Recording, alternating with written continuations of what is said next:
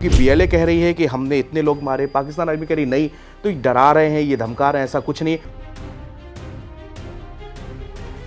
पाकिस्तान की फौज की पतली हालत हो गई, बुरे हाल हो गए। तो बलूच लिबरेशन आर्मी ने देखा कि साहब ये नया तरीका इख्तियार कर रहे, तो उनका हम ट्रेन टारगेट करेंगे। क्वेटा रेलवे स्टेशन पर फोटोएं दिखाई गई कि 200 ताबूत कॉफिन्स अनलोड किए जा रहे। मतलब क्या संकेत दे रहे थे बलूचियों को कि भाड़ में जाए, 200 मार डालो सारे, कोई फर्क नहीं पड़ता, जवान है बेचारे।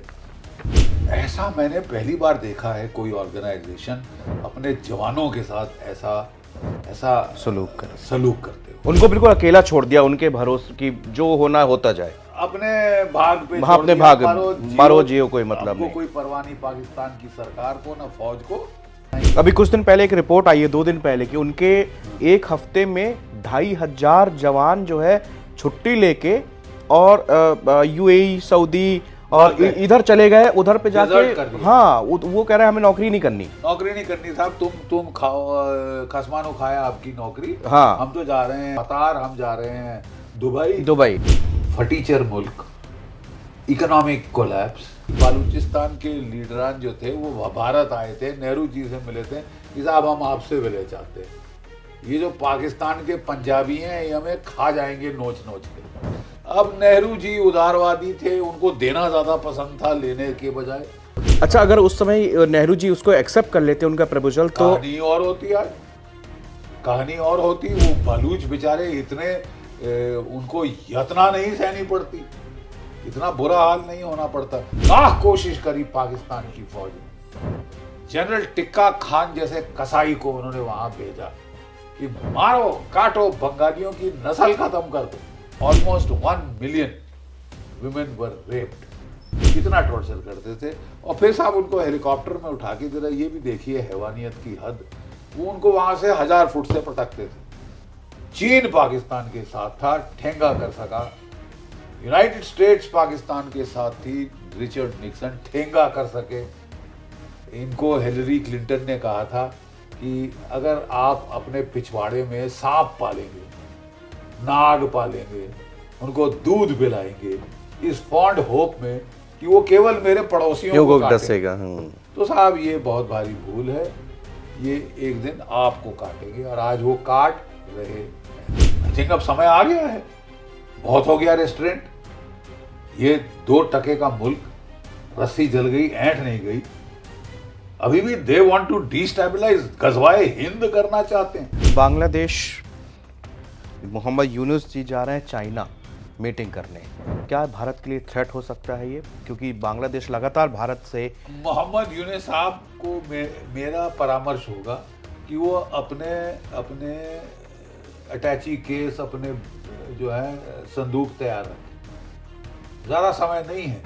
जयशंकर साहब से अभी एक सवाल पूछा गया था, ब्रिटेन गए थे हाल में, उनसे कहा गया कि पाकिस्तानी जर्नलिस्ट ही था, पूछा कि कश्मीर का जो प्रॉब्लम है उस पर आप लोगों को बात करनी चाहिए, वो कैसे सॉल्व होगा, तो उन्होंने बहुत अच्छा जवाब दिया कि जो पीओके में आप कब्जा करके बैठे हो वो खाली कर दो।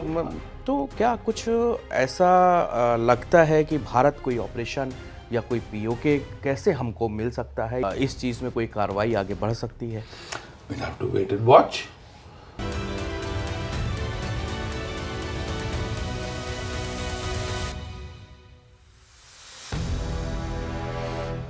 नमस्कार, एनबीटी पॉडकास्ट में आपका स्वागत है। आपके साथ मैं हूं विनीत त्रिपाठी। सबको पता है बलूचिस्तान में क्या चल रहा है, दिन रात खबरों और अखबारों में हम लोग यही देख रहे हैं। दशकों तक पाकिस्तान सेना ने किस तरह से बलूचिस्तान का दमन किया और उसके बाद में प्रतिकार के रूप में एक बड़ा आंदोलन, और बलूचिस्तान बीएलए की ओर से जो पाकिस्तानी सेना के साथ में एक ट्रेन हाईजैक की जाती है, फिर उनके कॉन्वे पे अटैक होता है। लगातार अस्थिरता बनी हुई है पूरे क्षेत्र में। इस बारे में हम लोग विस्तार से जानने के लिए, दरअसल बलूचिस्तान पे ये समस्याएं आई कैसी, आज़ादी के बाद से किस तरह से पाक आर्मी ने वहां पर जुल्म सितम के सारे पैमानों को तोड़ दिया, किस तरह से लोगों को सताया गया, कितनी महिलाओं को आज ये पता नहीं है कि बलूचिस्तान में कि मेरे पति जिंदा हैं या मर गए। हजारों हजार लोगों का अपहरण हुआ। मेरे साथ आज खास मेहमान हैं जनरल जीडी बख्शी साहब यहां पर, जिनसे आज हम तफसील से इस विषय को जानने की कोशिश करेंगे, क्योंकि बहुत अहम है कि इस विषय के अंतर इसको इन डेप्थ रूप में जाके देखना कि समस्या कहां से पनपी, कैसे पनपी और इसका इलाज क्या है और पाकिस्तान की वर्तमान स्थिति क्या है। सर, बहुत बहुत स्वागत है नवभारत टाइम्स में आपका सर। और जो आजकल हम पिछले एक हफ्ते से लगातार टेलीविजन और अखबारों में देख रहे हैं कि स्थिति पाकिस्तान की नाजुक है, ये बलूचिस्तान की समस्या सर उभरी कहां से, इसकी हिस्ट्री क्या कहती है? सबसे पहले ये कहानी आज़ादी के ज़माने की है, ठीक है। खानेट ऑफ कलात, खान ऑफ कलाट जो था, उसकी जो पूरी बलूचिस्तान का बड़ा हिस्सा जिसके ऊपर वो राज्य करता था, वो इंडिपेंडेंट था और उसके डायरेक्ट ट्रीटी रिलेशनशिप थे with the government of great Britain, like Nepal के थे, लाइक श्रीलंका के थे, लाइक बर्मा। मतलब खानेट ऑफ कलाट वॉज नॉट एक वो प्रिंसली स्टेट मात्र नहीं था, जैसे कि वो 560 के करीब प्रिंसली स्टेट थी जिनको चॉइस दिया गया था या भारत में जाओ या पाकिस्तान में जाओ, ठीक है। और तकरीबन सबने ये ऑप्शन एक चूज किया था उसमें से, लेकिन Pakistan had no business trying to ask the Khanate of Kalat to join it because it was independent।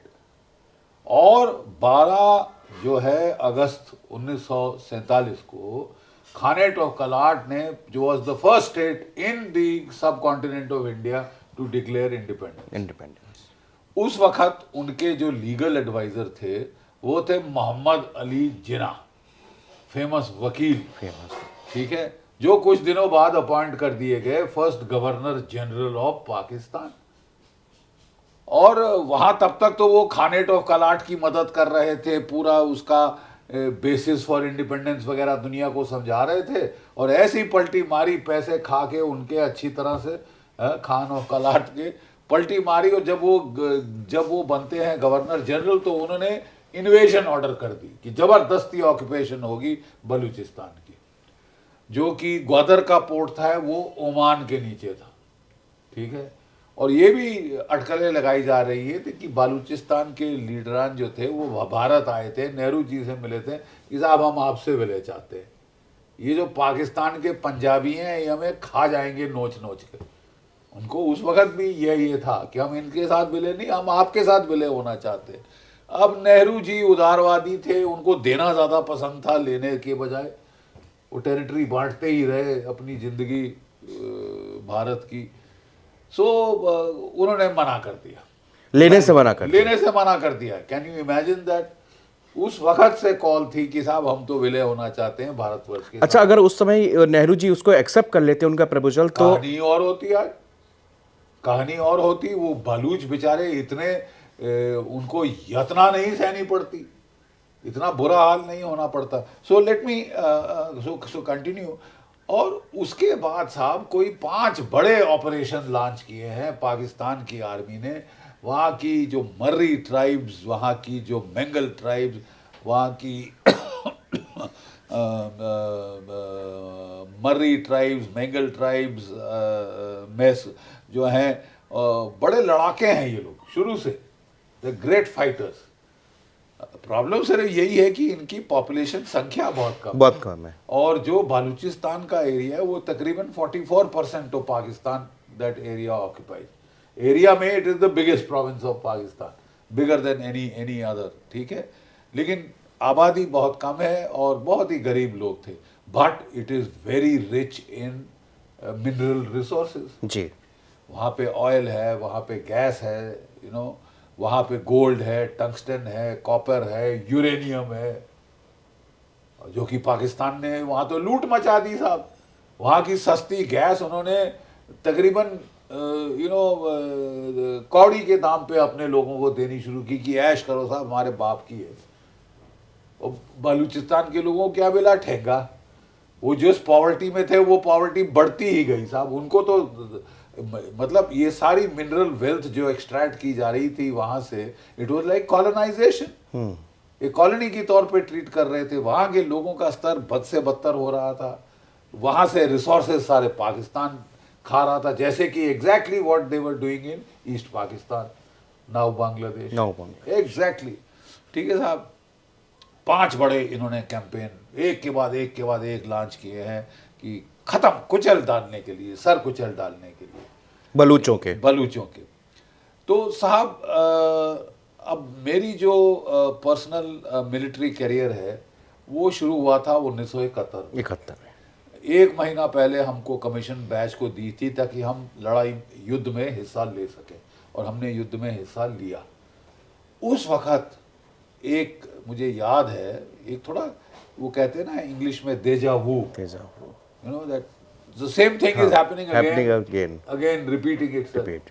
ठीक है, तो साहब ये देजा वू का जो एक्सपीरियंस आया उस वक्त, क्या एक्सपीरियंस की विक्टर ह्यूगो एक फ्रेंच ऑथर है, और उनका कहना है कि no army can withstand the strength of an idea whose time has कम।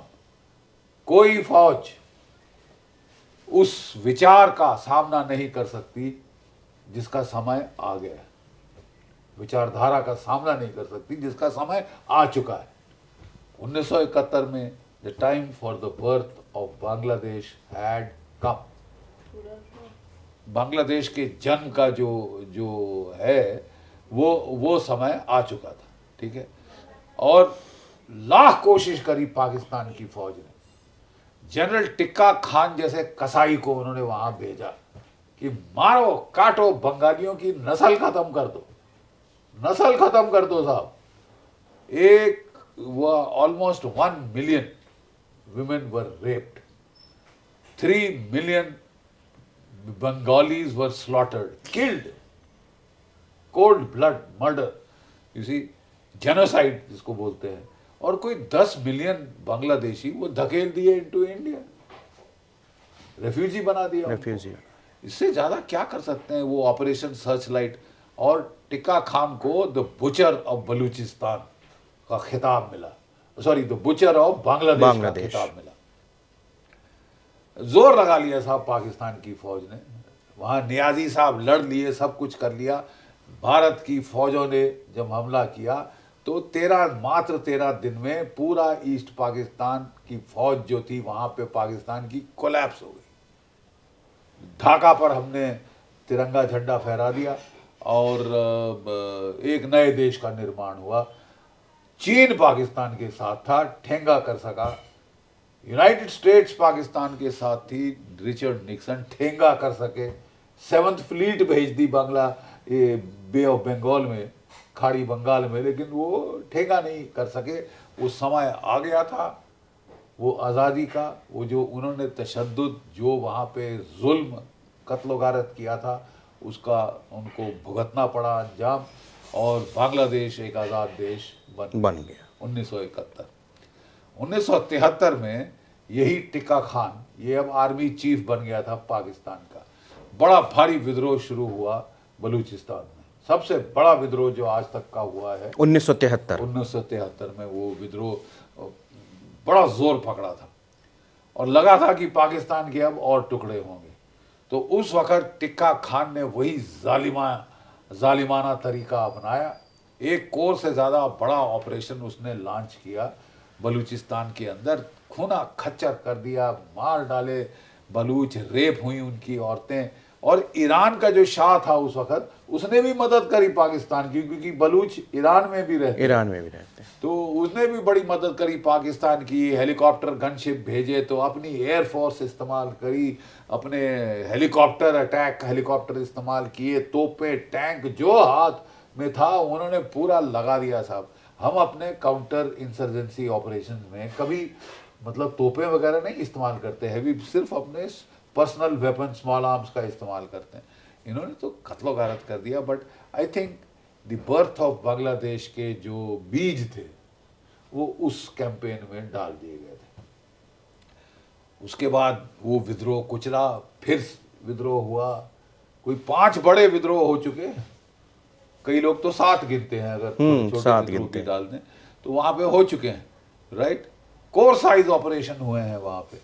और इसके चलते, लेकिन सारा कुछ करने के बावजूद वहां के लोगों का आक्रोश, गुस्सा बढ़ता ही गया। ठीक है। और सोने पे सुहागा जो last nail in the coffin था वो जनरल परवेज मुशर्रफ के टाइम पे आया था, जबकि उसने भुगती भुगती बेचारा चीफ मिनिस्टर रह चुका था बलूचिस्तान का। मतलब ही was a member, respected leader, political leader, member of the establishment in Pakistan. उसने बगावत कर दी, वो भी फेड अप हो गया। मैंने बताया ना आपको, वहाँ पे बुगती ट्राइब्स, बेंगल ट्राइब्स और 3-4 ऐसी बड़ी लड़ाकी ट्राइब्स हैं, तो उन्होंने सबने विद्रोह किया हुआ था, तो उसने विद्रोह कर दिया। और ये परवेज मुशर्रफ अपने आप को बड़ा कमांडो, शातिर दिमाग वाला कमांडो समझता था। उसने भुगती को टारगेट बनाई और बेचारे बुड्ढे को, 75 साल के बुड्ढे को एक केव में इन्होंने रॉकेट मार मार डाला। और बड़े खुश हो रहे थे और नाच कर रहे थे, विक्ट्री डांस, भंगड़ा पा रहे थे वहाँ पे। और सबसे ज्यादा उसका असर पड़ा। It was the and. मतलब उस जो भक्ति को बलूचिस्तान के लोग समझ गए साहब इनका हमारा कोई मेल नहीं, ये हमारे इतने बुड्ढे आदमी को मार डाला तुमने, इतना जो कि जब मारा सर तो वो 75 ईयर्स ओल्ड थे। 75 ईयर्स के थे, ज्यादा मेरे ख्याल। और उसको एक गुफा में जाके मारा जहां वो बेचारा छुप रहा था।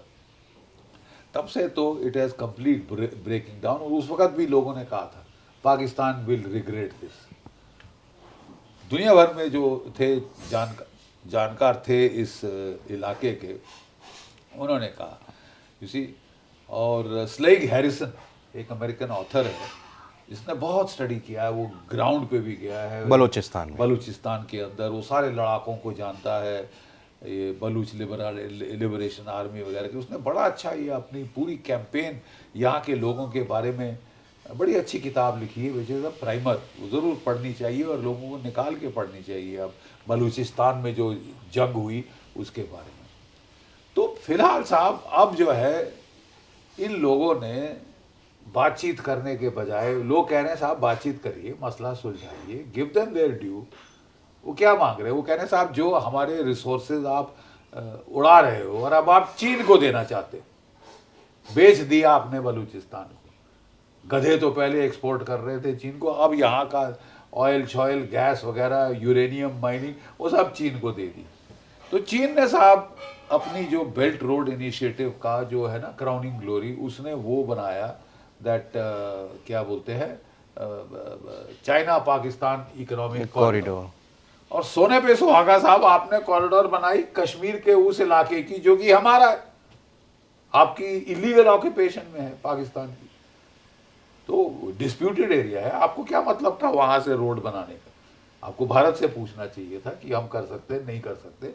उन्होंने साहब बाप का राज समझ के वहां से वो बनाई, और बलूची तो टूट के पड़ गए चाइना पाकिस्तान इकोनॉमिक कॉरिडोर में। हमले पे हमले पे हमले हुए हैं साहब। और इतना झुल्ला गए चाइनीज को खास टारगेट करना शुरू किया कि चाइनीज ने पाकिस्तान को यहां तक बोल दिया अगर तुम नहीं कर सकते तो हम अपनी फौज लगाएं, तुमसे नहीं होता तो बताओ, you are incapable of defending our interest there, ये वो। तो काफ़ी पाकिस्तान की बेइज्जती हुई है। तो उन लोगों ने साहब, उनका स्टैंडर्ड तरीका है, SI के गुर्गे जाते हैं शहरों में, गांव में, उठा लेते हैं यंग बॉयज़ एंड गर्ल को, गर्ल है तो उसका रेप होगा, फिर टॉर्चर होगा, गैंग रेप होगा, टॉर्चर होगा, बहुत बुरा। और उसके बाद जो खासकर नौजवान हैं उनको टॉर्चर करके मार डालते थे, इतना टॉर्चर करते थे। और फिर साहब उनको हेलीकॉप्टर में उठा के, जरा ये भी देखिए हैवानियत की हद, वो उनको वहां से 1000 फुट से पटकते थे। ये है लाश, पकड़ लो, रिकग्नाइज कर लो अगर रिकग्नाइजेबल है, सारी बदन पे टॉर्चर के निशान। तो जो बलूचिस्तान की औरतें हैं उनका दाद देनी पड़ेगी। उन्होंने एक सिविल मूवमेंट स्टार्ट करी, प्रोटेस्ट मूवमेंट, कि भाई ये हमारे जो मिसिंग पर्सन है आप हमको वापस करिए, क्योंकि हमको ये नहीं मालूम कि मेरा खसम जिंदा है कि मर गया है, मैं विडो हूँ या मैं अभी भी धर्मपत्नी हूँ, क्या है स्टेटस, क्या है, बाप कहाँ है इन बच्चों का, ये कहा है। और कितने सारे मिसिंग, गायब कर दिए, कोई अरेस्ट नहीं, कोई लीगल कार्रवाई नहीं, कोई कोर्ट की सुनवाई नहीं, बस गायब। अब साहब ये कब तक चल सकता है ना ये तो वो तो रिवोल्ट तो अब साहब बिल्कुल फूट पड़ा है। बलूच लिबरेशन आर्मी और 3-4 उनके और गुट हैं। गुट हैं। अब उन्होंने सब अपने आप को एक अम्ब्रेला के नीचे कर लिया है और वो कोऑपरेट कर रहे हैं किसके साथ? वो कोऑपरेट कर रहे हैं तहरीक तालिबान पाकिस्तान के साथ। और अटकलें लगाई जा रही हैं कि जो तालिबान है वो भी अब उनको खुलकर सपोर्ट दे रहा है, क्योंकि पाकिस्तान ने अपनी रंगत दिखाते हुए बड़े ही चौड़े होकर अपने F-16 जहाज़ों से, पहले तो उसने ईरान पे हमला किया था, अब उन्होंने चढ़ के 3-4-5 बारी वो हमला कर चुके हैं अफगानिस्तान के गांव के ऊपर। उनका ख्याल था कि जब काबुल में तालिबान की सत्ता में आ जाएगी तो पाकिस्तान तो हमारी जूती की नोक के नीचे रहेगा, वो तो हमारी स्ट्रेटेजिक डेप्थ बन जाएगा। और ISI के जो उस वक्त थे जनरल जावेद, वो लाइक अ कॉन्करिंग हीरो काबुल गए थे फोकट की विस्की पीने, अफगानों की उनके बेस्ट 5 स्टार होटल में काबुल के, और वो जैसे कि वो कोई वॉइसरॉय हो अफगानिस्तान के। उन्होंने समझा था कि हम तालिबान को तो अपना गुर्गा बना लेंगे, लेकिन तालिबान साहब वो पठान है, अफगान है, उनको तो ना अमेरिकन संभाल सके ना रूसी संभाल सके, तो आप कौन सी किस खेत की मूली हो। लेकिन पाकिस्तान ने वहाँ दादागिरी दिखानी शुरू करी। जब नहीं सुनी उन्होंने उनकी तो दादागिरी दिखाने पे आ गए। 2 गांव पे बॉम्बिंग कराई अभी हाल में खोस्त के अंदर, और कोई 54 औरतें बच्चे बूढ़े मार डाले। तो नेचुरली अफगानिस्तान में बहुत आक्रोश है, बहुत गुस्सा है। और जो अमेरिकन जब वहां से भागे थे, करोड़ों डॉलर के हथियार, वेपन सब छूट गए वहीं, और वो वेपन उन्होंने उठा के बालूचिस्तान लिबरेशन आर्मी और तहरीक तालिबान पाकिस्तान को बांट दिया, और अच्छे से अब ये आड़े हाथ ले रहे। ये तो साहब एक पहलू है इस कहानी का। दूसरा पहलू है पाकिस्तान की खुद की फितरत कि साहब हम तो टेररिज्म को इस्तेमाल करेंगे as tool of foreign policy. अपने ही लोगों को हथियार देंगे, जो भूखों मर रहे हैं, फाके मार रहे हैं, उनको हथियार देंगे, जाओ लड़ो, मरो, मारो, कत्ल करो, दुनिया भर में जाके आप जिहाद फैलाओ। कोई भी जिहादी टेरर का इंसिडेंट दुनिया में कहीं भी होता है, उसके तार पाकिस्तान को मिलते हैं। यानी आपने अपनी सोसाइटी को वेपनाइज किया है, हथियार बांटे। एक मॉडर्न नेशन स्टेट कैसे एस्टैब्लिश होती है? मानो एक मॉडर्न नेशन स्टेट जो वेस्टफालियन नेशन स्टेट है, ट्रीटी ऑफ वेस्टफालिया 1648 से जो बनी है, वो साहब एस्टैब्लिश होती है जब तक कि पहले आप अपनी पॉपुलेशन को डिजार्म करें। The monopoly of violence is with the state. केवल स्टेट के फौज या उसकी आर्म्ड पुलिस हथियार बेयर कर सकती है, बाकी सबके हथियार छीन लिए देते हैं। हंटिंग वगैरह के लिए तो लाइसेंस पे देते हैं, लाइसेंस को रिवोक कर सकते हैं, ठीक है। लेकिन पाकिस्तान में आपने हथियार बांटने शुरू किए, लश्कर-ए-तोयबा, जैशे मोहम्मद, तमाम कार्टून नेटवर्क, हथियार ही हथियार फैला दिए सिविल सोसाइटी में, और आज भुगत रहे। अब जब हथियार फैलाएंगे तो लॉ एंड ऑर्डर कहाँ जाएगा? अब तो इनके ही जो सारे टेररिस्ट हैं उनको दूसरे टेररिस्ट दुश्मनी जो है वो ठाठ होके जा रहे हैं। और कल खबर आई है कि हाफिज सईद और उसके भतीजे को मार डाला। हाफिज सईद वो suppose to be in Lahore jail. तो आप साहब मुझे बताइए, वो जेहलम में कोर हेडक्वार्टर के पास क्या कर रहे थे पाकिस्तानी आर्मी के? ये पाकिस्तान दुनिया का बेवकूफ़ बनाता रहा है। FATF टास्क फोर्स से बचने के लिए उनने बोला जी हमने तो इसको जेल में डाल दिया। जेल में डालना बड़ी बकवास। जिसको भी जेल में डालते हैं वो बच्चे फादर करता है, वहाँ अपना महल ऐश महल खोल लेता है, जहाँ मर्जी पाकिस्तान में घूमता रहता है। ये तो दूसरी बात है कि आपकी अराजकता की वजह से उसको ठोक दिया, ठीक है। तो Pakistan is responsible for its own downfall. दुनिया भर को इल्ज़ाम लगाओ, कभी हिंदुस्तान को, कभी अफगानिस्तान को। असलियत ये है साहब कि you have brought it upon your self by weaponizing your society, by spreading the jihad culture। इनको हिलरी क्लिंटन ने कहा था कि अगर आप अपने पिछवाड़े में सांप पालेंगे, नाग पालेंगे, उनको दूध पिलाएंगे, इस फॉन्ड होप में कि वो केवल मेरे पड़ोसियों को डसेगा, तो साहब ये बहुत भारी भूल है। ये एक दिन आपको काटेंगे, और आज वो काट रहे। मेजर साहब, जब ये तमाम मानवाधिकार की बात आती है तो अमेरिका खुल के सपोर्ट करता है। हिंदुस्तान में कश्मीर मामले में कई बार दखलंदाजी करने की कोशिश की, यहाँ पे क्यों दखल नहीं देते हैं? जब पूरी आप बता रहे हैं कि लंबा इतिहास है बलोचों के साथ में किस तरह कत्लो गारत हुआ, लेकिन वो लोग क्यों अमेरिका या विश्व की और कंट्रीज़ उनका सपोर्ट करें कि हाँ इनके साथ में ज़्यादती कर रहा पाकिस्तान, इसको बेनकाब करें, इसके बाइकआउट करें? देखिए, बहुत अच्छा सवाल है। जो बाइडेन साहब की एडमिनिस्ट्रेशन, तो उन्होंने वैर और वैमनस्य अख्तियार कर लिया था अगेंस्ट इंडिया। वो पाकिस्तान को सपोर्ट कर रहे थे, आईएसआई को सपोर्ट कर रहे थे कि हाँ गफलत करो कश्मीर में, गफलत करो पंजाब में, तख्ता पलट कर दो बांग्लादेश के अंदर। हर किस्म की कोशिश में वो लगे थे कि भारत को नुकसान पहुंचे। इसके चलते उन्होंने कभी पाकिस्तान को कुछ नहीं कहा। They never said anything to Pakistan about जो भी ह्यूमन राइट्स वायलेंस हनन वो कर रहा था। देखिए, सिंधी विद्रोह में है, बलूच विद्रोह में है, पठान विद्रोह में है, गिलगिट बाल्टिस्तान के शिया विद्रोह में है, पीओके के लोग छुटकारा चाहते हैं, और पाकिस्तान में सिविल वॉर चल रहा है। ठीक है, तो अब डोनाल्ड ट्रंप साहब आ गए हैं। हमें पूर्ण उम्मीद है, तुलसी गैबर्ट आई हुई हैं और वो हेड ऑफ इंटेलिजेंस है पाकिस्तान, वो अमेरिका के अंदर। और अब डोनाल्ड ट्रंप साहब, मुझे पूर्ण विश्वास है कि पाकिस्तान के जिहादी नेटवर्क्स को आड़े हाथ लेंगे, पाकिस्तान पे भी स्क्रूज कसे जाएंगे। अब भारत का एक बड़ी भारी भूमिका हमको भारत को निभानी होगी। Bharat is the biggest democracy in the world, the largest country in south Asia, largest democracy in south Asia. इसलिए जो आवाम को तशद्दुद दी जा रही है, जो आवाम को जेनोसाइड किया जा रहा है, उसके खिलाफ भारत को आवाज़ उठानी पड़ेगी। ये जो रवैया है कि भाई इंटरनल अफेयर है, it is no longer an internal affair of Pakistan, it is a human rights issue, human rights violence. Millions लोगों को मार डाला, मतलब गिनती करना अब वहाँ पे मुश्किल है। टॉर्चर किया जा रहा है, रेप किया जा रहा है, आसमान हेलीकॉप्टरों से पटका जा रहा है। मतलब तरीके भी तो देखिए मारने के, इन्हीं से सीखिए आप। तो अब I think India should take the lead in raising the voice for human rights of the people of Balochistan.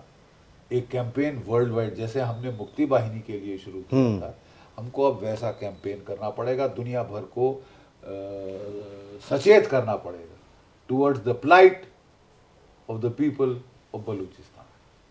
अभी तक हम बड़े हैंड्स ऑफ रहे हैं, लेकिन जिस तरह से पाकिस्तान जम्मू कश्मीर में दखल अंदाजी कर रहा है, पंजाब में उंगल दे रहा है, जहां मर्जी उसको रॉयट्स कराने का कोई चांस मिले कभी छोड़ता नहीं है। ठीक है, ये तो दूसरी बात है कि उसका पूरा नेटवर्क डिस्ट्रॉय हो गया। इंडियन मुजाहिदीन वगैरह को कुचल दिया है सर भारत की सिक्योरिटी फोर्सेस ने, तो वो खास कर नहीं पा रहा, लेकिन कोशिश पूरी जारी है। फटीचर मुल्क है, 2 रोज की रोटी अपने लोगों को खिला नहीं पा रहा, लेकिन हिकड़ी देखिए कि तख्ता पलट करेंगे बांग्लादेश के अंदर ताकि भारत के लिए मुसीबत बने। तो अगर ये मुसीबत बन सकते हैं तो टाइम आ गया है कि अब हम भी इनके लिए मुसीबत बने, अनिवार्य है। We give tit for tat. अभी तक हमने नहीं किया, क्यों नहीं किया? I fail to understand. It is time to now go all out and support the freedom struggle of the people of Balochistan and why just Balochistan, of Sindh, the Pathan, वो सब पाकिस्तान से छुटकारा चाहते हैं। वो रोजमर्रा की जिंदगी जीना चाहते हैं, बच्चों को पढ़ाना चाहते हैं। पाकिस्तान में तो सिवाय कत्लो गारत के कुछ है ही नहीं। जनरल साहब, जब ये ट्रेन में हाईजैक किया जाता है, उसमें इतने आर्मी के मेंबर्स उसमें उस ट्रेन में वहाँ पर यात्रा करते हैं, तो क्या ये एक तरह से, अभी तक हम लोगों ने प्लेन हाईजैक के बारे में सुना था, लेकिन ट्रेन हाईजैक का एक ये मुझे लगता है नया ये तरीका इजाद किया गया है। क्या इस तरीके को बीएलए ने क्योंकि बीएलए कह रही है कि हमने इतने लोग मारे, पाकिस्तान आर्मी कह रही नहीं, तो डरा रहे हैं, ये धमका रहे हैं, ऐसा कुछ नहीं। इस पूरे ड्रामे को कैसे रचा गया और क्या इसको क्यों इस तरह से दिखाया जा रहा है कि भाई बीएलए कह रहा है कि हम ताकतवर और अब पाकिस्तानी आर्मी करी, नहीं ऐसा कुछ नहीं हुआ। देखिए, पाकिस्तान का तरीका है डिनाइल, कब से वो डिनाइल के अंदर हैं, ठीक है साहब। और इस डिनाइल के चलते वो मानने को ही नहीं तैयार। नहीं मान रहे। जैसे कि बोले कि अगर शुतुरमुर्ग ऑस्ट्रिच अपना सर रेत में डाल दे, मेरे कोई दुश्मनी नहीं है साहब, या कुछ हो ही नहीं रहा, कोई नहीं मर रहा, ये नहीं मर, ये बकवास। पाकिस्तान की फौज की पतली हालत हो गई, बुरे हाल हो गए। देखिए, पहले जो बालूच थे, जो भी ये बसों में जाते थे ना, जैसे पंजाब में पाकिस्तान ने कांड कराए थे, जैसे बसों में जाते थे तो उनको निकाल निकाल के पंजाबियों को, पाकिस्तान के फौजियों को, इंटेलिजेंस ऑपरेटर्स को वो मार रहे। ठीक है साहब, कि आप नहीं छोड़ोगे तो, आप नहीं बंद करोगे तो हम ये करेंगे। तो अब उन्होंने साहब अपनी बसों में अपने बंदे भेजने फौजी बंद कर दिए। अब वो उनको बाई ट्रेन भेजने लगे। तो बलूच लिबरेशन आर्मी ने देखा कि साहब ये नया तरीका इख्तियार कर रहे, तो उनका हम ट्रेन टारगेट करेंगे। बोलान पास के दर्रे में 17 टनल्स हैं, जो ये रेलवे लाइन जाती है क्वेटा से पेशावर, ये लाहौर शाहौर होके जाती है रावलपिंडी से। तो बोलान दर्रे का इलाका बड़ा बीहड़ पहाड़ी इलाका है, बहुत ही कम कम्युनिकेशंस हैं, अनडेवलप्ड एरिया तो बिल्कुल वो है। और इस इलाके में कोई 17 टनल हैं। टनल नंबर 8 के पास जो बलूच लिबरेशन आर्मी के बाशिंदों ने वहाँ पे आईडी लगाई टनल के पास, और वो जो ट्रेन जा रही थी उसको उड़ा दिया। और उस उड़ाने से वो ट्रेन डिरेल हो गई, और थोड़ी देर के हुई सब उन्होंने वीडियो उसका दिखाया है, किस तरह दूर से लिया हुआ वीडियो, काला सा एक पफ निकलता है और वो ट्रेन थोड़ी देर के बाद रुक जाती है। ठीक है, वो मोमेंटम खत्म हो जाता है, रुक जाती है ट्रेन। फिर उन्होंने ताबड़तोड़ फायरिंग की, जैसे मैंने बताया, जो थे लोगों को उन्होंने कोई तकरीबन 400, 450, 500 लोग थे ट्रेन पे, उनको उन्होंने का पहले तो ताबड़तोड़ फायरिंग की। गार्ड शार्ड थे तो उनको तो मार डाला, जो हथियारबंद ट्रेन के साथ प्रोटेक्शन लगी थी वो तो कॉस्मेटिक थी। और उसके बाद उन्होंने अलग किए, आइडेंटिफाई जो Pakistan army, frontier core, frontier constabulary, police, ISI, जो सारे आई कार्ड लेके बहुत सारे, कोई तकरीबन उन्होंने तो बताया 182 कैप्चर किए। वो जा रहे थे रमजान पे छुट्टी।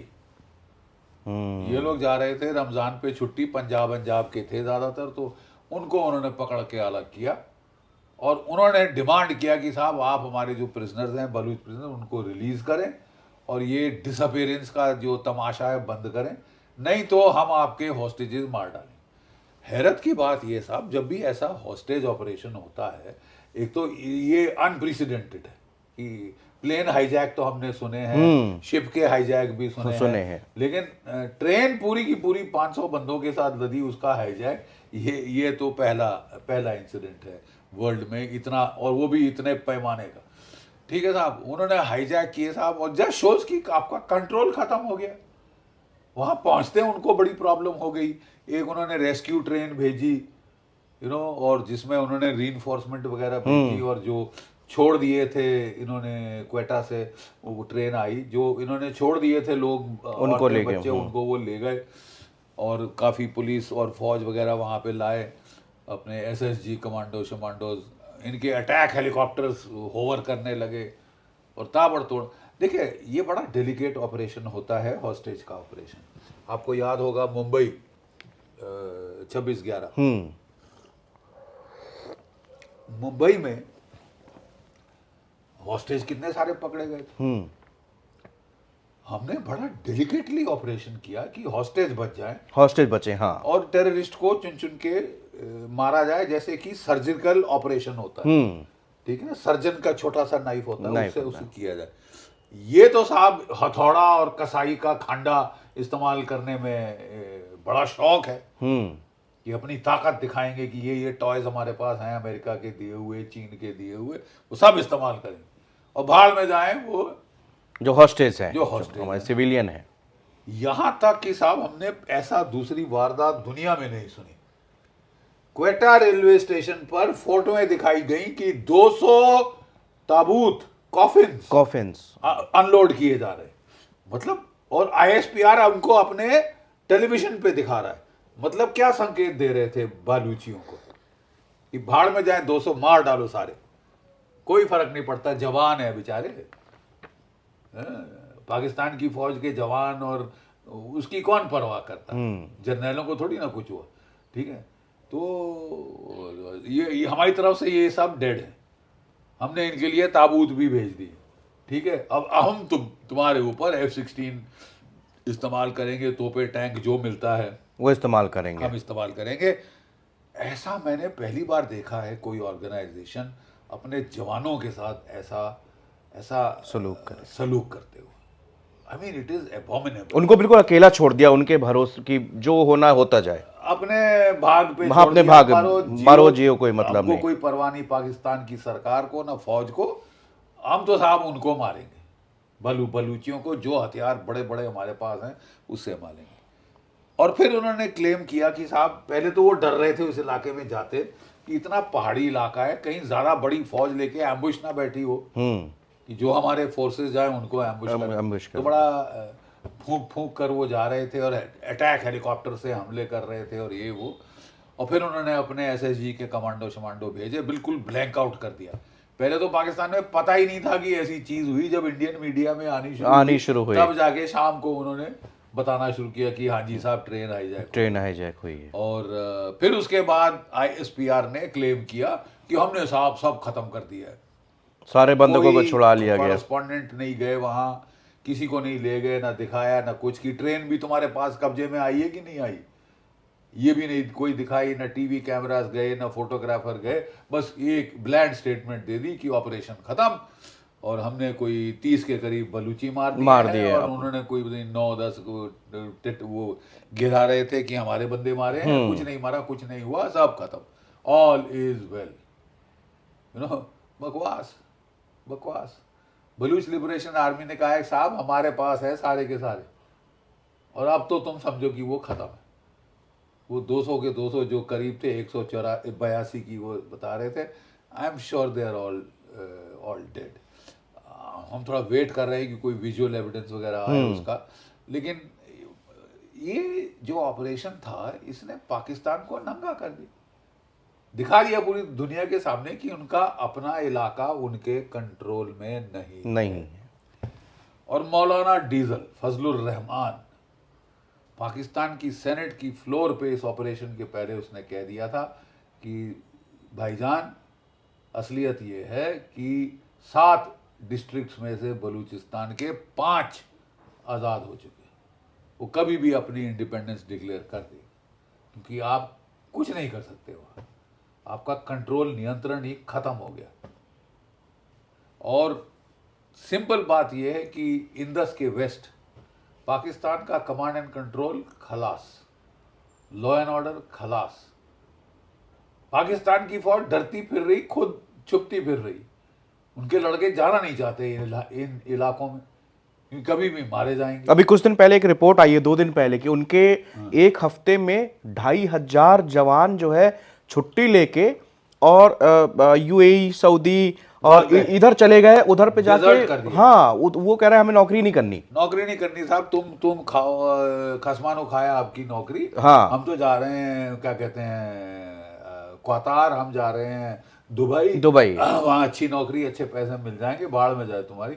वो लोग भाग चुके हैं इस तरह, मतलब morale is in the boots. एक के बाद एक इंसिडेंट हो रहे। ट्रेन इंसिडेंट के बाद उन्होंने अगले दिन एक ID फोड़ी, कॉन्वे पे अटैक कर दिया, 90 मारे, 90। तो ये कह रहे साहब 9-0 हटा दिया। हाँ। अब 0 हटाना तो बड़ा आसान है ना, पेपर पे, ग्राउंड पे क्या हो रहा है ये असलियत ये छुपा रहे हैं, ये भी जानते हैं। तहरीके तालिबान पाकिस्तान ने इनसे ज्यादा, बलूच लिबरेशन आर्मी से भी ज्यादा इनकी नाक में दम किया हुआ है, और फिर उन्होंने जाके छेड़ा तालिबान को अफगानिस्तान में, तो हॉर्नेस्ट नेस्ट तो स्टिर हो गया है। अब कितनी देर ये सब चलेगा साहब? आखिर किस दिशा में जा रहा है पाकिस्तान?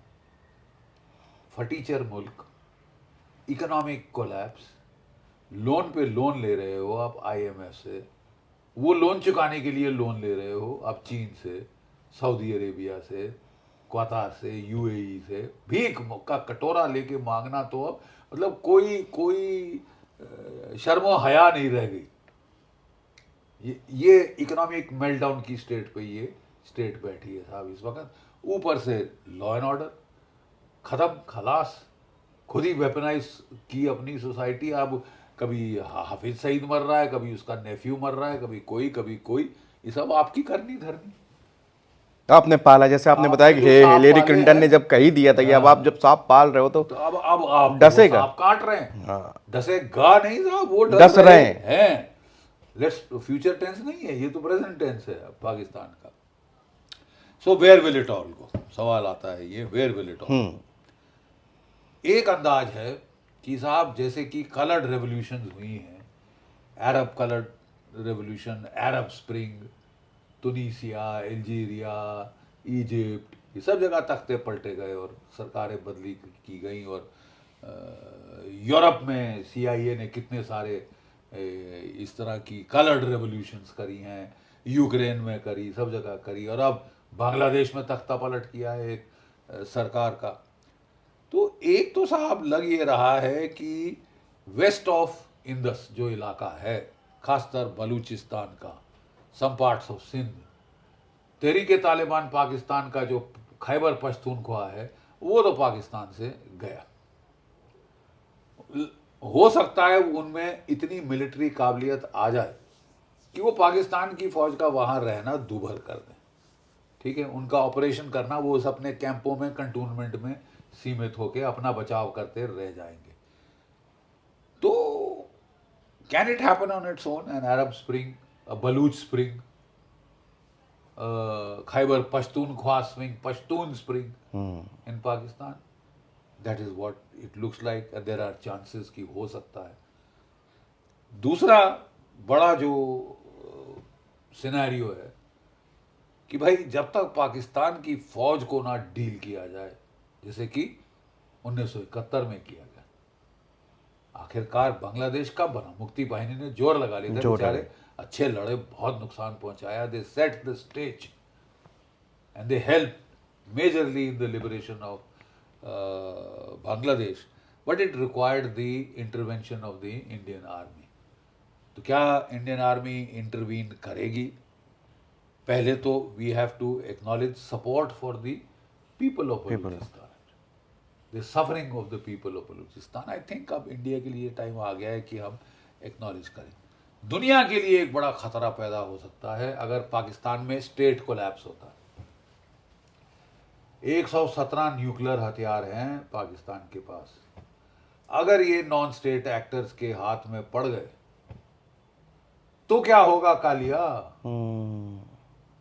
फिर क्या होगा दुनिया में? अगर इस्लामिक स्टेट, इस्लामिक जिहाद, अल कायदा वगैरह के हाथ में न्यूक्लियर बॉम्ब आ गए तो कभी वो न्यूयॉर्क में फटेंगे, कभी ब्रसेल्स में, कभी लंदन में, कभी भारतवर्ष में, कभी इजराइल में। तो मैं तो समझता हूं ऐसी हालात में अमेरिका, इंडिया, इजराइल को मिलकर वो डिफैंग करना पड़ेगा। ठीक है, और ऐसी हालात में पाकिस्तान के 4 टुकड़े हो सकते हैं, सिंध, बलूचिस्तान, पश्तून इलाका, पश्तूनख्वा का इलाका, और पंजाब। ठीक है, ये एक सिनेरियो इमर्ज हो सकता है। कब होगा, कैसे होगा, वी कैन नॉट से। अभी तो सिनेरियो जा रहा है, is going towards state meltdown and collapse in Balochistan and Pashtunkhwa. Definitely जा रहा है, और ये सब इकट्ठे मिल गए, साथ में ऑपरेट कर रहे हैं। तालिबान आर्म सप्लाई कर रहा है, अच्छे, और भी हो सकता है मुल्क इजराइल कर रहा हो कुछ, या ये कह नहीं सकते, मोसाद कर रहा हो, क्योंकि वो ऐसी चीज़ों में बहुत मुस्तैदी है मोसाद की। तो ये तो अब देखना होगा आगे आगे कि होता है क्या। क्या। अच्छा जनरल साहब, क्या भारत को बलूच अलगाववादियों को समर्थन देना चाहिए, जैसे पाकिस्तान जो है कश्मीर में अलगाववादियों को समर्थन देता रहा है? नहीं, हमको भी बिल्कुल, व्हाई नॉट, व्हाई नॉट। अगर पाकिस्तान को हक है कि वो कश्मीर में गफलत कराए, गदर कराए, लोगों को मराए, टेररिज्म फैलाए, पंजाब में उंगली करे, बांग्लादेश में तख्ता पलट करे, जहां भारत में वो कुछ उपद्रव कर सकता है कराए, रॉयट्स कराए, तो फिर हमको भी पूरा अधिकार है कि साहब we should pay back in kind, and we can and we should. I think अब समय आ गया है, बहुत हो गया रेस्टोरेंट। ये 2 टके का मुल्क, रस्सी जल गई ऐंठ नहीं गई।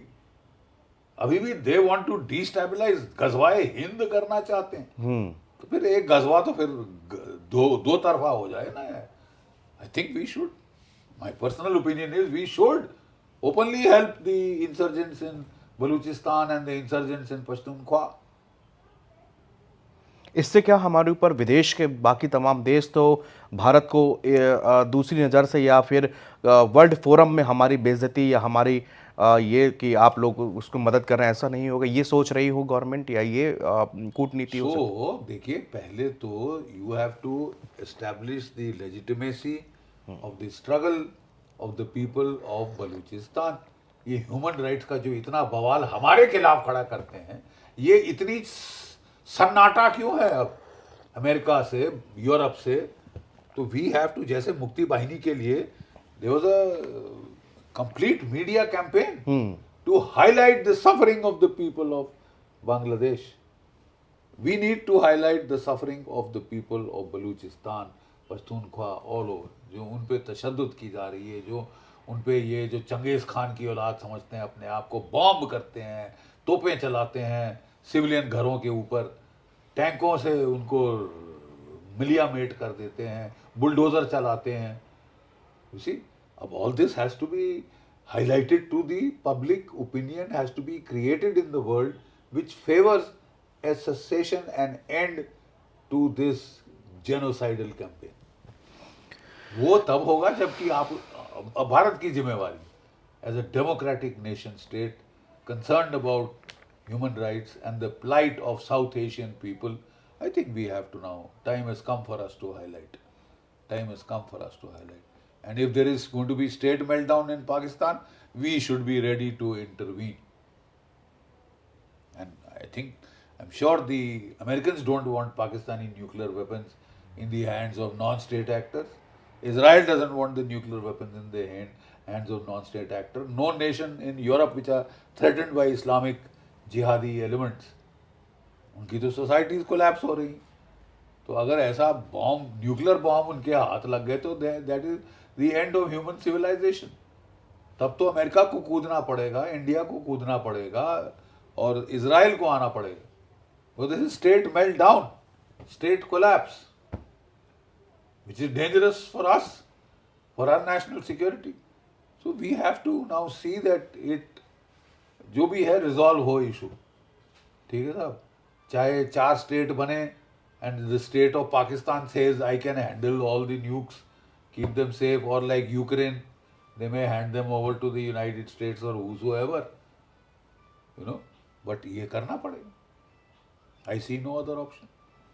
अमेरिका और वेस्टर्न कंट्री, क्या अभी तक आपने देखा कि इस मामले को उन्होंने गंभीरता से लिया हो, या किसी वहाँ के यूएन के अंदर ये आवाज़ उठी है हाल फिलहाल में जो कुछ? You see, अमेरिका में सबसे बड़ी चीज़ हुई है डोनाल्ड ट्रंप की रिटर्न, वापसी, और जो उसकी टीम है, Tulsi Gabbard, Mike Waltz, NSA, ये Marco Rubio, secretary of state, ये तमाम बड़े प्रो इंडियन हैं।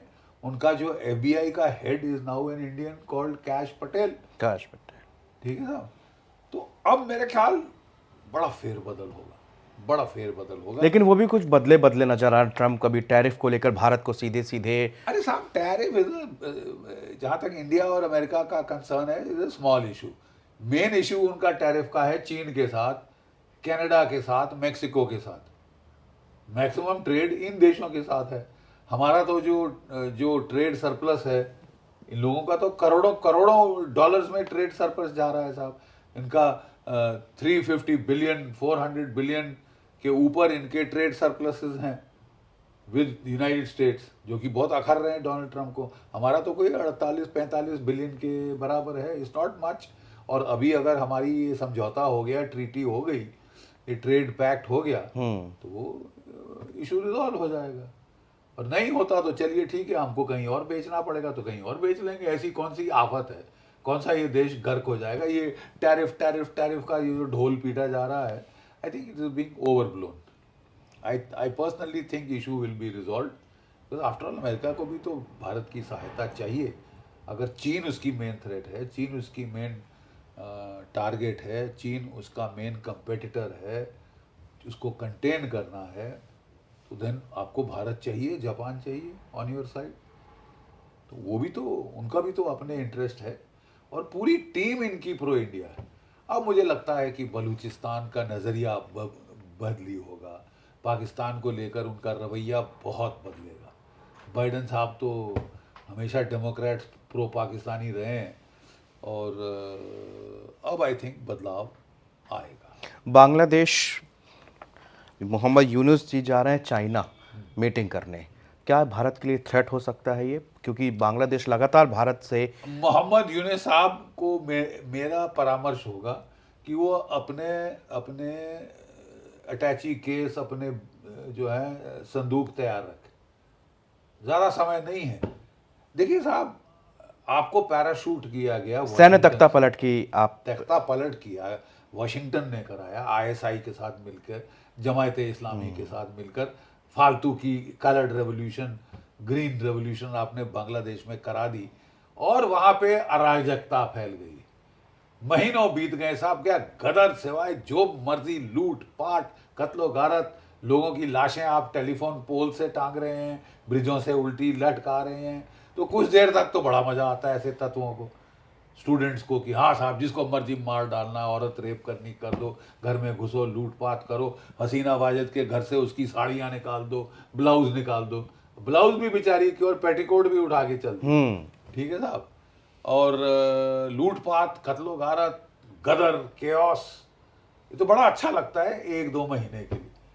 उसके बाद साहब जो बाकी जनता है, people want normality, people want piece and quite, people want law and order, ताकि बच्चे स्कूल जा सकें, पढ़ाई कर सकें, मिलें, फैक्ट्रियां चल सकें. यहाँ तो गदर ही गदर ही गदर. तो कब तक चलेगा? और अब वो तख्ता पलटना चाहते थे आर्मी चीफ का, वो सफल नहीं हुए हैं, उल्टा हुआ जा रहा है. उल्टा हुआ जा रहा है. तो ये पहले कई जगह भाग चुके हैं. प्रॉब्लम इनकी ये है कि ये थे चहेते जो बाइडन और कमाला हैरिस और वहाँ की हिलरी क्लिंटन की. इन्होंने कोई $60 मिलियन दिए थे हिलरी क्लिंटन के कैंपेन में. इमेजिन, एक थर्ड कंट्री का बंदा वो प्रेसिडेंशियल कैंपेन अमेरिका में पैसे दे रहा है, लूटपाट करके. कहाँ से? ग्रामीण बैंक, जो कि गरीब मछुआरों और जो कि बेचारे किसान थे, उनसे पैसे लूट लूट के इसने हिलरी क्लिंटन के कैंपेन में दिए, और एज इनाम इसको पैराशूट करके प्राइम मिनिस्टर बना दिया गया. कौन सी इलेक्शन लड़ी है तेने?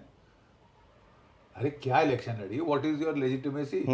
क्या हो तुम? कौन? क्या हसीना वाजिद को गाली दे रहे हो? वो तो इलेक्शन से आई थी था. इतनी हिम्मत तुम इलेक्शन करके, इलेक्शन टाल रहा है. पहले बोला कि मैं दिसंबर 25 तक या अगले साल तक कर दूंगा, फिर अपनी पार्टी सोचा कि खड़ी करनी शुरू करूं. ये जो उपद्रवी खरीदे स्टूडेंट हैं इनके नाम पे, अब सुना है कि वो स्टूडेंट भी अपने अलग पैक कर लिए हैं, और वो कोई स्वीडिश एयरलाइन से टिकटें बुक कर रहे हैं अपने लिए, business class with extra baggage, कि ताकि भागना है तो साहब तैयारी करके भाग लें. ये चलेगा नहीं साहब, चल लेना. आप भारत से दुश्मनी मोल लेके रह नहीं सकते. आप फिर से बांग्लादेश का ईस्ट पाकिस्तान नहीं बना सकते. You cannot turn the clock of history back. Colonise थे, ये कॉलोनाइज किया था वेस्ट पाकिस्तान, हालत खस्ता कर दी थी. 3 करोड़ तो इनकी औरतें, वो सॉरी 1 मिलियन, 1 करोड़ के करीब इनकी औरतें रेप करके गए हैं. जो हाल किया था कि तो आंखों देखा है. जो बंगाली औरत, उसका मुंह खोल के उनको नंगी बंकरों में रखा हुआ, साड़ियां ले ली कि कहीं खुदकुशी ना कर ले. सामूहिक गैंग रेप हो रहे कि हम तो नस्ल बदली कर दें बंगालियों की, कि उर्दू नहीं बोलते साले. तो उन्होंने भी दिखा दिया. अब हद की बात है साहब कि उसी बांग्लादेश में हमने कितने बहादुर मुक्ति योद्धा देखे जो हमारे साथ कंधे से कंधे से मिला कंधा में के लड़े। वहाँ पे लड़े थे अपने देश की आज़ादी के लिए। वो उस वक्त एक रजाकार ग्रुप था जो कि कोलैबोरेटर्स और ट्रेटर्स थे, जो औरतें सप्लाई करते थे पाकिस्तान की फौज को सुंदर सुंदर चुन चुन के। मतलब ऐसा दलाली औरतों की अपनी करना, इससे नीच हरकत क्या हो सकती है? और ये रजाकार ग्रुप जो है फिर से खड़ा हो रहा है पाकिस्तान में कि साहब हम तो पाकिस्तान से कभी अलग नहीं होना चाहते। हराम के पिल्लो हो, जो तुम्हारा हाल किया था हमारी आंखों देखा है, ठीक है। ऐसे नीच लोग मैंने नहीं देखे कि जो कि अपने ही औरतों को रेप करवाते हो, जो अपने देश को लुटवाते हो दूसरों के हाथ, ठीक है। बिक गए हैं बिल्कुल। और जिहाद करने की एक्सपोर्ट फैक्ट्री एक खालीफेट बनाना चाहते हैं। हमने समझा था पढ़ा लिखा आदमी है, कम से कम इकोनॉमिस्ट है, कुछ करेगा की इकोनॉमी के लिए। भट्टा बिठा दिया है इकोनॉमी का, भट्टा बिठा दिया है साहब। खलास, सब कुछ खलास। एम्प्लॉयमेंट आप 3-4 महीने और दीजिए, वहाँ पे ग्रास रूट से काउंटर रिबेलियन होगी। कब तक लोग सहेंगे कि नारेबाजी करो, तोड़फोड़ करो, जो मर्जी स्टैच्यूज गिराओ, उसको गिरा दो, स्टैच्यू गिराते रहो। हैं सद्दाम हुसैन का जैसे स्टैच्यू गिरवाया था अमेरिका ने बगदाद में, यहाँ भी स्टैच्यू CIA की तरफ से गिरवाए गए हैं। स्टैच्यू दोबारा बन सकते हैं, ऐसी क्या बड़ी बात, ठीक है साहब। और आप अपने गिरबान में झांकिए, आप कर क्या रहे हैं। हमने नहीं सुना कोई और इंसिडेंट जिसमें कि वारदात, जिसमें कि एक देश जो दूसरे देश की कॉलोनी था, अब फिर कह रहा है कि मेरे कॉलोनाइजर्स वापस बनाओ, हम तो गुलाम बन के जूते की तले के नीचे रहना चाहते हैं। ये हाल बांग्लादेश का। कब तक लोग इसको सहेंगे? बांग्लादेश के लोग कब तक? We are just waiting and watching. Bangladesh का आवाम इनको जवाब देगा। जयशंकर साहब से अभी एक सवाल पूछा गया था, ब्रिटेन गए थे हाल में, उनसे कहा गया कि पाकिस्तानी जर्नलिस्ट ही था, और पूछा कि कश्मीर का जो प्रॉब्लम है उस पर आप लोगों को बात करनी चाहिए, वो कैसे सॉल्व होगा। तो उन्होंने बहुत अच्छा जवाब दिया कि जो POK में आप कब्जा करके बैठे हो वो खाली कर दो, प्रॉब्लम सॉल्व हो जाएगा। The only problem. तो क्या अब हमको, क्योंकि राजनाथ सिंह भी इस बात को कह चुके हैं, जयशंकर भी विदेश मंत्री, काफ़ी गंभीरता, वो इस तरह की लूज टॉक उनके पूरे उसमें नहीं हम लोगों को देखने को मिलती। तो क्या कुछ ऐसा लगता है कि भारत कोई ऑपरेशन या कोई POK कैसे हमको मिल सकता है, या हम उस पर, या विदेशी मुल्क, ट्रंप भी यहाँ पर अब सत्ता में आ चुके हैं, तो क्या इस चीज़ में कोई कार्रवाई आगे बढ़ सकती है? We'll have to wait and watch. See, Delhi operational plans क्या है मैं नहीं जानता, बट डेफिनेटली जब ऐसा कहा गया है, आई एम वेरी क्लियर, जो मेरा एक्सपीरियंस रहा है 37 साल का फौज में, कि कुछ ना कुछ तो प्लान किया जाएगा कि अगर जब भी आदेश हो उसको वो फौज हुक्म का पालन करे, और जब आदेश मिलता है तो फौज हमारी सशस्त्र सेनाएं हुक्म का पालन करेंगी। अभी एक मोदी जी का पॉडकास्ट हुआ है, 3 घंटे उन्होंने तमाम सवालों के जवाब दिए हैं। उनसे पूछा गया कि आप अपने जो पड़ोसी हैं उनसे बेहतर रिश्ते 2014 में आए, तो आपने उनको सबको निमंत्रण भी दिया, पाकिस्तान को भी दिया, आप पाकिस्तान अचानक दौरे पर भी पहुँचे, लेकिन रिश्ते कभी सामान्य नहीं हो पाए। हमारी क्या जो अपनी पड़ोसियों से एक अच्छी तालमेल वाली स्थिति थी, वो 2014 से लेकर अब तक कभी वो बनती हुई जनरल साहब नहीं दिखी। कई बार चाहे नेपाल हो, चाहे बांग्लादेश हो, चाहे अपना चीन, तो खैर है ही है, उसका तो कोई बात ही नहीं है। तो क्या हमारी कूटनीति फेल हुई, या फिर जो हमारा दोस्त था वही नहीं चाहता कि हम दोस्ती करें? नहीं, दोस्त कब था साहब, और ये तो दोस्ती करेगा नहीं। आप पूरी जब भी कोशिश की है, हमारी पीठ में छुरा घोंपा गया है। प्रधानमंत्री वाजपेयी जी लाहौर गए, बस यात्रा करी, कारगिल मिला, पीठ में छुरा घोंपा शरेआम। मोदी जी गए, पठानकोट मिला, उड़ी मिला, पुलवामा मिला, जबकि तंग आके रिटेलिएट करना पड़ा। काफ़ी हो गया साहब, अब आप नहीं सुधरोगे तो फिर ये चीज़ें एस्केलेट होगी। अब वही हाल है। लेकिन मेरे को समझ नहीं आ रहा कि हम लोग भी शांति शांति शांति, क्या हमने ठेका ले रखा है? दूसरे को भी तो कुछ करना चाहिए। उसका जवाब हमेशा ये है कि टेररिज्म बढ़ाएगा, ये करेगा। आप शांति की बातें करोगी, वो टेररिज्म की बातें करेगा। टेररिज्म उसकी वो गोली से AK-47 की नली से बोलेगा। तो अब टाइम आ गया है कि उसको वैसा जवाब। Why is there a cease fire on this line of control? सालों से चला आ रहा है, क्यों? अगर आप बाज नहीं आते तो कम से कम आपको आग तो थोड़ी उगलनी चाहिए आपके ऊपर। आपके भी फौजी मरने चाहिए, ठीक है? हम आपको फ्री हैंड दे दिया जा रहा है कि रगड़ो बलूचिस्तान को, रगड़ो ये, रगड़ो वो। ये कब तक चलेगा? I think we will have to change. हमको अपना पैंतरा बदली कर। अभी तक हम कर रहे थे साहब इंटरनल मामलों में हम नहीं पढ़ना चाहते, ये मुल्क डूब रहा है, भैया तुम अपने हाल पे हो। हमने हर कोशिश कर ली तुमसे दोस्ती करने की, तुमने हमेशा हमको, you have kicked us in the teeth, दांत में लात मारी है जब भी बातचीत करी है। सो जहाँ तक बाकी नेबरहुड का सवाल है, आज साहब हम टू फ्रंट वॉर की स्थिति में होते थे। पाकिस्तान इस तरफ, चीन इस तरफ, और एक आधा फ्रंट, ढाई जी। वो था आपके माओइस्ट, कम्युनिस्ट,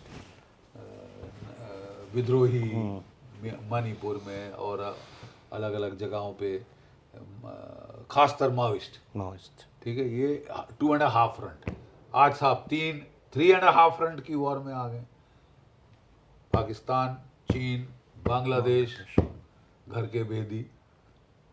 ठीक है साहब, स्थिति तो खराब हुई, इसमें कोई दो राय नहीं। और वो अमेरिका के जो बाइडन साहब थे, उन्होंने पूरा जोर लगाया हमको तंग करने का, भारत को जहाँ से उंगली हो सकती थी देने की। वो तो एक कुकी लैंड बनाना चाहते थे। वो सेंट मार्टिन आइलैंड के ऊपर एक बेस बनाना चाहते थे। वो पंजाब में गफलत करा रहे थे। वो जम्मू कश्मीर में पाकिस्तान की ISI के ज़रिए गफलत करा रहे थे। तो उसका हमको नुकसान हुआ है, but we have fought back, we have not buckled under that pressure. और थैंक गॉड अब ट्रंप आ गए हैं तो फ़र्क पड़ेगा, ठीक है? और अब हमको थोड़ा आक्रामक तेवर दिखाने पड़ेंगे। देखिए, नेपाल में, वहाँ पे सोनिया गांधी की जब सरकार थी, तो आपको याद होगा कि जब वो गई थी नेपाल, पशुपतिनाथ मंदिर में राजीव गांधी के साथ, उनको जाने नहीं दिया था कि आप हिंदू नहीं हो। नेपाल के देखो नरेश ने, और जवाब में क्या किया इन्होंने? तख्ता पलट कर आया। ये हिंदू राज्य के बहुत खिलाफ थी। ये तो बहुत कन्वर्शन करने की शौकीन है और करना चाहती थी। ये पोप को बताना चाहती थी कि मैं तो पूरा दक्षिण एशिया कन्वर्ट कर दूंगी, वगैरह वगैरह। अब कन्वर्शन जिस जोर से हो रहा है नेपाल में, अनप्रेसिडेंटेड है। और वहाँ के लोगों को तो अपने वजूद का खतरा मंडरा दिखना शुरू हो रहा है कि साहब हम तो हिंदू रहेंगे ही नहीं, खलास कर दिया है ये तो अब वहाँ के लोग उठ खड़े हुए हैं। वो राजा को वापस लाना चाहते हैं, राजशाही वापस लाना, हिंदू राष्ट्र चाहते हैं। Nepal was the only Hindu kingdom in the world. हमको क्या ठेका ले रखा था हमने कि हम उसको जरूर चेंज करें, राजा को ओवरथ्रो करें? उसको तो 9वां अवतार विष्णु का माना जाता है ना। तो हिंदू धर्म और राजा का बहुत समन्वय है, तालमेल है। तो नेपाल के लोग चाहते हैं वापस हिंदू राष्ट्र। वो that was there this thing, and why not? Why can't a constitutional monarchy come back? क्योंकि जो उनके पॉलिटिशियंस हैं साहब, 17 साल में 13 सरकारें कहते हैं बदली हुई, मेरे हिसाब से तो 15 के करीब बदली हुई। वही कुछ फैमिलीज हैं जो आए जा रही हैं, आ रही। माओइस्ट ने लूट लिया है इस देश को, लूट गए। Corruption is at the highest level, unemployment is at the highest level. Nepal के बच्चे बेचारे भाग भाग के जा रहे हैं रूस की फौज में भर्ती होने, यूक्रेन की फौज में। कोई ले ले साहब, कोई जरिया मिले एम्प्लॉयमेंट का। और ऊपर से कम्युनिस्टों को हमने बिठाया, सेल्फ गोल किया। 2007-8 मैं गया था नेपाल। एक मैं नेशनल डिफेंस कॉलेज की स्टडी डेलीगेशन लेके गया था, स्थिति समझने, भापने।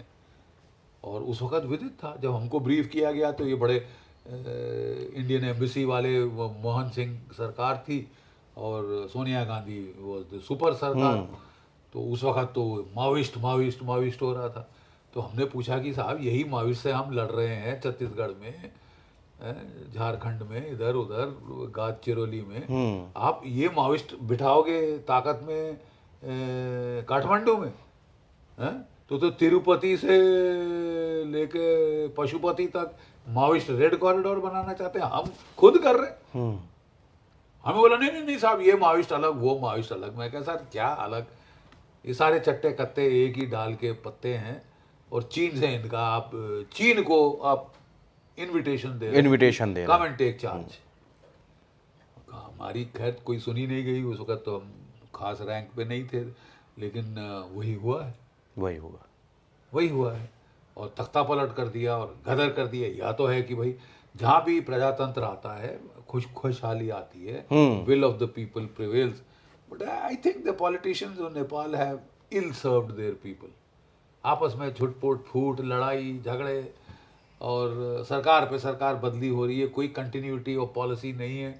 फिर ये चीन की चाटुकारी में लग गए हैं, ठीक है साहब। वहाँ पे बेल्ट रोड इनिशिएटिव लाना चाहते हैं ये ओली साहब, और कम्युनिस्ट हालांकि बहुमत में नहीं है, कांग्रेस के सपोर्ट से बनना का बहुमत तो कांग्रेस का है, कायदे से कांग्रेस की सरकार होनी चाहिए, सरकार इनकी बनती है। तो हदी हो गई है साहब। और अब लोग भी वहाँ परेशान हो गए। कोई 5 लाख का हजूम आया था राजा ऑफ नेपाल को रिसीव करने जब वो काठमांडू आए। तो it's a good sign. I think I would be happy if they become a Hindu kingdom again, constitutional monarchy बन सकते हैं। कितना अच्छा काम कर रही है भूटान में, कितना अच्छा काम कर रही है जापान में, कॉन्स्टिट्यूशनल मोनार्की है, डेमोक्रेसी है, वो सब रहेगा और वैसा हो सकता है। तो आई होप ये लोगों का जो विल ऑफ द पीपल है इन नेपाल, दैट प्रिवेल्स, कि जो जनता चाहती है, जनता जनार्दन की आवाज़, the voice of the people is the voice of God, and I think we should listen to it, and we should help them in whatever way we can. You see, करना तो उन्हीं को है, they will have to change their situation. हालत वही change कर सकते हैं, बाहर का केवल मौखिक सपोर्ट, वर्बल सपोर्ट दे सकते। बट आई थिंक चेंज वहाँ भी आएगा, बांग्लादेश में चेंज आएगा, it is inevitable, and we will have to get assertive. हम रिएक्टिव नहीं हो सकते, ऐसा मार दिया, इधर मार दिया, उधर मार दिया। Will have to hit back, including Pakistan. बहुत बहुत धन्यवाद सर, बहुत हमारे साथ चर्चा करने के लिए, अपना समय हमको देने के लिए, और तमाम वो सवालों को जिन्हें सर जब हम लोग चीज़ों को पढ़ते हैं या देखते हैं तो वो इतनी छोटी 2 कॉलम 3 कॉलम में सिमट जाती है, लेकिन जब आप जैसे इतिहास बलूचिस्तान का बताया तो आंखें खुली की खुली रह जाती हैं कि दशकों तक, आज़ादी के बाद से अब तक कितने हजार लोग बलूचिस्तान में गायब हो गए, लाखों गायब हो गए, मार दिए गए, महिलाओं बच्चों के साथ में जुल्म सितम के सारे पैमानों, हदें पार कर दी गई। और अब वहाँ पे जिस तरह से विद्रोह के स्वरूप उठा, क्योंकि जब तक आवाम पर जुल्म सितम के जुल्म ढाए जाएंगे तब तक फिर क्रांति जन्म लेती है, फिर उस पर बदलाव होता है, और यही आज जो है बलूचिस्तान में दिख रहा है।